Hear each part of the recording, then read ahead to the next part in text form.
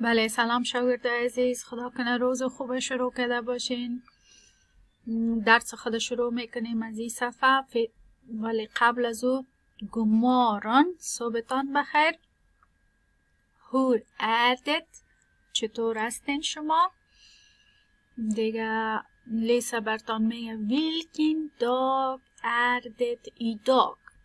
ویلکین داگ اردت ای داگ. شما میتونید در جواب بگوین که dit torsdag idag. Det torsdag idag. درسای خود شروع میکنیم. کسایی که هیلتید است و دلتید است این بخش از کارخانگی را انجام باید بده. torsdag 4 juni، پنجشنبه 4 یونی است. گفته vad dricker de؟ چی می نوشند آنها؟ گفته skriv، یعنی که نوشته کنین زیر هر کدامش که اونا چی می نوشن. مثلا هون دریکر واتر، یا او می نوشه شیر. اینا می نوشن چای شاید. این مرد می نوشه کوکاکولا یا پیپسی. دیگه در زیر هر کدام از این نوشته میکنین که اینا چی را می نوشن. این کارخانگی هم از پنجشنبه 4 یونی است. اینجا هم گفته vad dricker du؟ چی می نوشی تو؟ از خودت شما سوال کرده. در بالا از اینا را پرسان کرده که اینا چی می نوشن، ولی در پایین ترش از خودتان را پرسان کرده. اینجا QR کد داره، میتونین گوش کنین سوالایشه. لیسنا på frågorna، گفته بشنوین با سوالا. لس، بخوانین frågorna. اول بشنوین، بعد از او باز چندین بار بخوانین. skriv svar، و بعد از اون نوشته کنین جوابایش. گفته vad dricker du till frukost؟ گفته چی می نوشی تو در چای صبح؟ در چای صبح یگان تا عادت داره شیر میخوره که می نوشه امرای نان خود، امرای چای صبح خود. یگان تا عادت داره شیر چای جور میکنه، یگان تا تنها چای خالی میخوره، یگان تا جوس میخوره در چای صبح. اینجا گفته vad dricker du till lunch؟ گفته که کت نان چاشت چی عادت داری که بنوشی؟ نان چاشت خو میخوری، همراهش چی می نوشی؟ مثلا یگان تا یک گلاس آب می نوشه همراهش، یگان تا امکان داره کدام جوس همراهش بخوره کت نان چاشت خود. تشریح میکنین که چی می نوشین کت نان چاشتتان. اینجا گفته vad dricker du till mellanmål؟ میگه دمی و غذای بین چاشت و شبت چی می نوشی؟ ما و شما خصوصا ما از خود اگه بگویم من زیاد چای می نوشم. یک وقت مثلا شاید قهوه بخورم یا کافی، یک وقت چای می نوشیم، نه؟ میریم پیشتر. vad dricker du till middag؟ بنان نشاو شما کت غذایتان چی می نوشین؟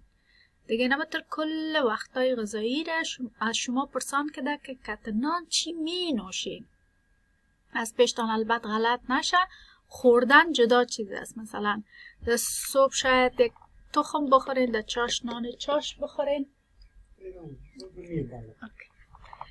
ولی در اینجا سوال قسمی است که چی می نوشین کت غذایتان. نوشیدنیش باید تشریح کنین. مثلا چای می نوشین، آب می نوشین، شیر می نوشین، چی می نوشین؟ این هم torsdag 4 juni است. درباره نیم است. QR کد داره، شما میتونید چندین بار ایره بشنوین. گفته klockan är 6، ساعت از 6. نیمو äter frukost، نیمو میخوره چای صبح خوده. hon äter en smörgås، او میخوره یک تا نان که در سرش یک توتا بادرنگ یا پنیر باشه. hon dricker kaffe، او می نوشد قهوه. hon tycker om kaffe، او خوش داره قهوه را.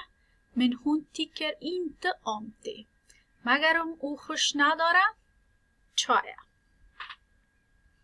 اینجا گفته what your نیمو klockan 6. گفته چی میکنه نیمو ساعت 6. از اینجا جواب میده.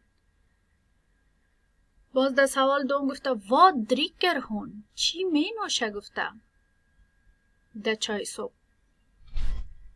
گفته تیکر نیمو آمته. گفته آیا خوش داره نیمو چای؟ تیکر دو آمته. تو چای خوش داری؟ از شما پرسان کرده ایره. اینجا گفته تیکر دو آم کافه. آیا قهوه را گفته خوش داری یا نه؟ واد ایتر نیمو تیل فروکوست. چی میخوره نیمو در چای صبح خود؟ واد ایتر دو تیل فروکوست. تو چی ایر از خودتان پرسان کرده تو چی میخوری در چای صبح؟ نر ایتر نیمو فروکوست. چی وقت میخوره نیمو چای صبح خوده؟ نر ایتر دو فروکوست. چی وقت تو چای صبح تا میخوری؟ همه قدر بود سوالا؟ زیادتر نبود. میره متوجه باشین یک سوال از نیمو پرسان کرده، یک سوال هم از شما پرسان کرده. یک سوال از نیموست، یک سوال از خودت. مثلا نو چند بجه چای صبح خود میخوره؟ تو چند بجه چای صبح خود میخوری؟ او در چای صبح خود چی میخوره؟ تو در چای صبح خود چی میخوری؟ این طرح سوالش. متوجه باریکیش باشین. درست است؟ خب کسایی که دلتی دست هم اینجا کارخانگیش خلاص میشه. میریم که سر کسایی که هیلتی دست. هیلتید اینی بخش شروع میکنن. گفته وات هیتر دیت på svenska. چی نام داره این در سویدنی؟ گوش میکنن و گفته سکریف و نشتش میکنن. اول گوشش میکنن. مثلا این چی است؟ اینجا نشته میکنن. این چیز مثلا نیشه سمار و میلک و میارن نامایش نشته میکنن. این هم توش داگ 4 juni است. QR کد داره. گفته وات کاستر det. چقدر قیمت داره این؟ اینجا نشته که اینجا عکسش است. گفته det کاستر اینه قدر کرون. اینجا صرف عددش نشته میکنیم.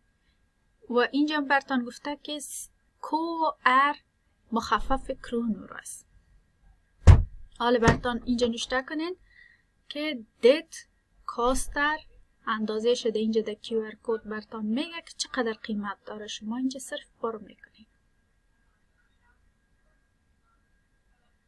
اینجا هم هموز گفته وات کاستر det. چقدر قیمت داره این؟ دراستریک. اینجا خط میکشین. در اینجا که یا را پر کردین بعد از او برتان آسان میشه. اینجا صرف خط میکشین که چقدر قیمت داره. ولی باید شما گوش کنین که بفهمین که هر چی چقدر قیمت داره. QR کودش در اینجاست. در این قسمت. خب از این بخش که خلاص شدین باز میریم ما و شما سر اینی قسمت. در اینجا گفته ladda ner hej mat på mobilen. گفته که شما باید اپ هی مات در موبایلایتان ثبت کنین. چه قسم ثبت میکنین؟ من اینجا براتون تشریح میکنم. اینی اسکرین یا صفحه موبایلتان است، یا اگر موبایلتان آیفون است در اینی بخش میرین، در این جای میرین. اگر موبایلتان سامسونگ است یا کدام چیز دیگه است در اینجا میرین. با نام پلی چطور است این اینجا میرین. درست است؟ اینجا که رفتین در این سر نشته میکنین هی مات. هی مات. هی مات که نشته کردین اینی چیزا برتان میه. شما اینی گکش انتخاب میکنین. سر ازی میرین و کلیک میکنین. بعد از چی میه؟ اینی میه. این میمانین که در موبایلتان ثبت شود. وقتی که این ثبت شد این قسم میه. این در موبایلتان ثبت میکنین. این که در موبایلتان ثبت کردین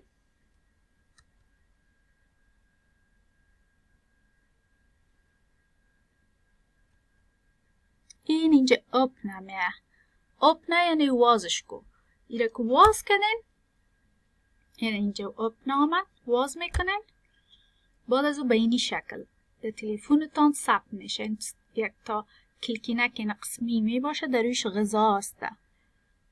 وقتی که در روی ازی برین به حساب کلیک کنین، چی واز میشه؟ این قسم یک صفحه واز میشه.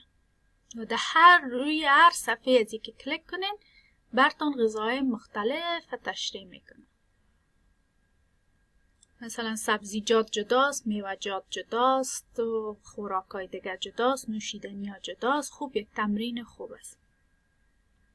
دیگه ایره هم جز از کارایتان است. امروز کوشش کنین که انجام بدین.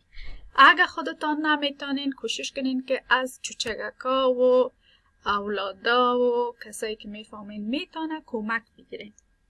درست است؟ بازم اگه کدام سوال دارین من در خدمت هستم. میتونین بر من زنگ بزنین یا وایس مسیج روان کنین، من برتان جواب میدم. خدا کنه فهمیده باشین. روزک خوش داشته باشین. خدا حافظ.